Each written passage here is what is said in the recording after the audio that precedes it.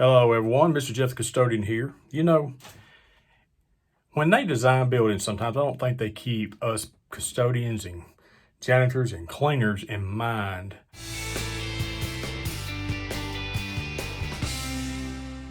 About how they design certain things that make things a little bit more difficult to clean. I'm going to show you here in a moment some baseboards in this building that I clean. They're in the downstairs and the upstairs both. They put a 1x8 board up, painted around for baseboard instead of rubber baseboards.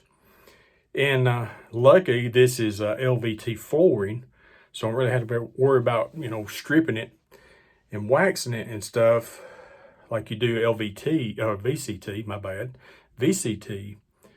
But I call these cosmetic designs frou-frou stuff because it's for looks.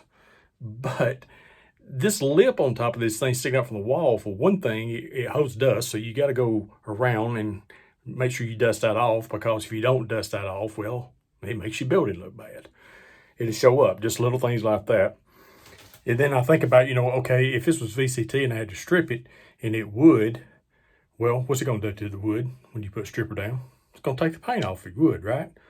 I've done side jobs and different things before, and if I go in and they got wood baseboard and stuff, I just tell them I got a hair on me right there. I wonder whose it is. Ugh.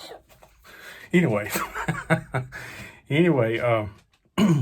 I've always said, I'm not responsible for your baseboards, because it's probably gonna lighten your stain on them, or it's gonna might take the paint off of them or whatever. And I've seen that happen before. Just have that little line across there where it takes the paint off, then they have to go back and repaint it. But here's what I like to use to clean those little frou-frou things is these Swiffers right here. They're awesome for being able to move on and get it done. So I'm gonna show you a little bit of that footage right here, that beautiful Swiffer footage.